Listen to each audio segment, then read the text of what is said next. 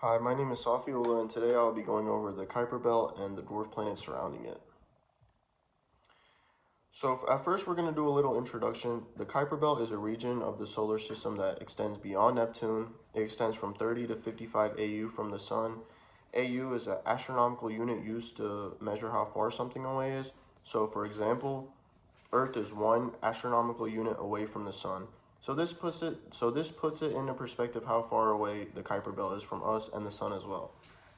It is a massive area filled with icy bodies and 4 dwarf planets, known as Eris, Makemake, Haumea, and the infamous Pluto.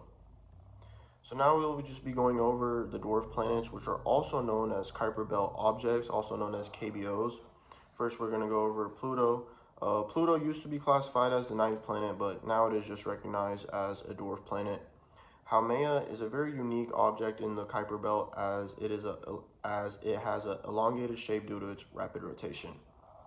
Makemake is the second brightest object in the Kuiper Belt after Pluto, and Eris is the most massive dwarf planet known to man. Some characteristics of dwarf planets includes that they have to orbit the sun just like a regular planet. They have to be spherical in shape due to their own gravity, just like a regular planet. But the difference is that they cannot clear the region of other objects in the area. They cannot clear other neighboring celestial objects. And that is the difference between dwarf planets and planets.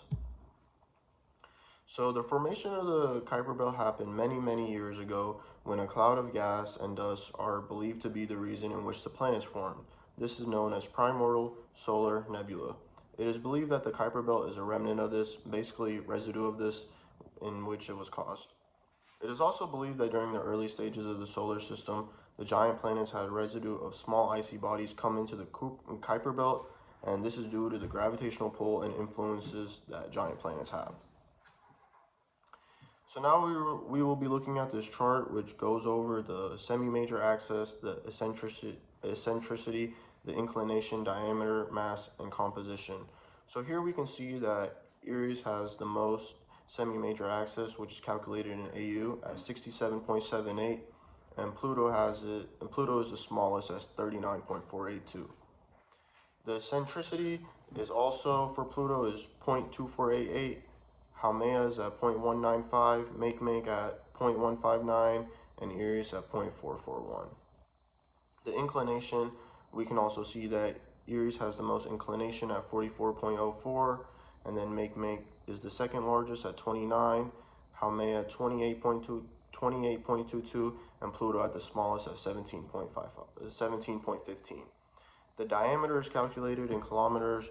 Pluto's at 2,377, Haumea at 1960 times 520, so that is the largest, and then Makemake at 1430, and then Eris at 2326.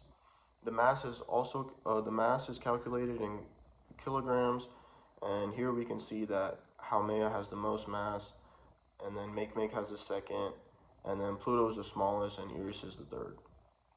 The composition includes ice and rock for all of the dwarf planets except Makemake, which features methane, ethane, and nitrogen instead of ice and rock. So Pluto is composed of mainly ice and rock, as stated before, and it has a thin atmosphere with mainly nitrogen.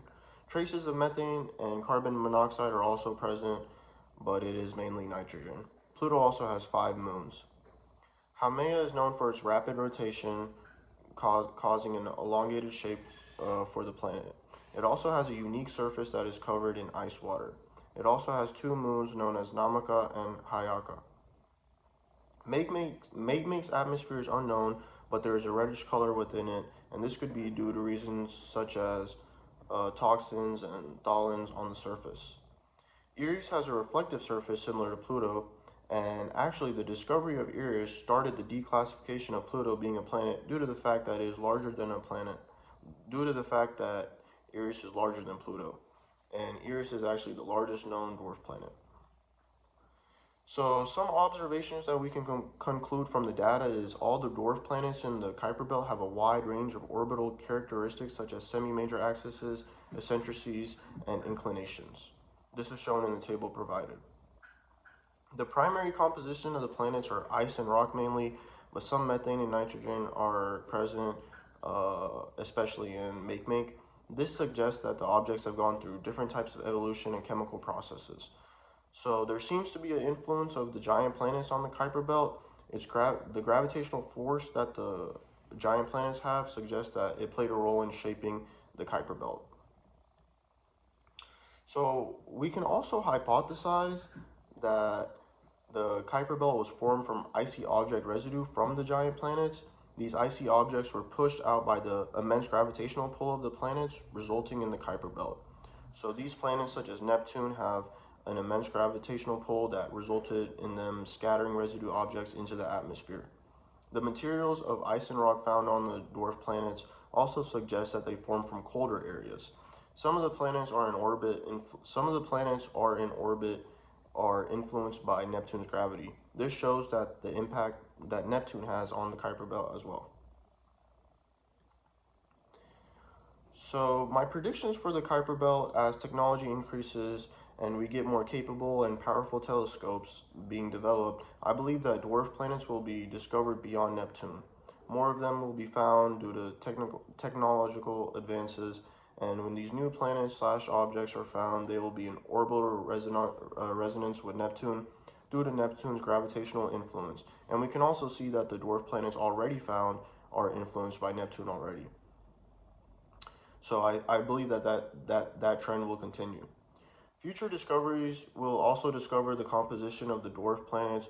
We know that these planets have a variety of compositions, and future technology can find more specifics about the composition. So, in conclusion, the Kuiper Belt is a fascinating region of the solar system that is still very mysterious. We can gain valuable information by studying the Kuiper Belt and its characteristics. We can conclude that the formation happened due to the influence of gravitational interactions with giant planets. The different orbits and compositions of the dwarf planets within the Kuiper Belt show the diverse environment of this region. It shows the diversity of the Kuiper Belt and how the dwarf planets are different within it. And hopefully we can find future discoveries that can lead to finding new dwarf planets and give more detail about the composition and orbits of the dwarf planets. So further research on the Kuiper Belt can answer questions of the evolution of the solar system as well. It can answer questions about the giant planets and how the gravitational pull is related to the Kuiper Belt and how these planets relate as well. And that'll be all for my video today. If you have any questions, please contact me and I will be happy to answer. Thank you.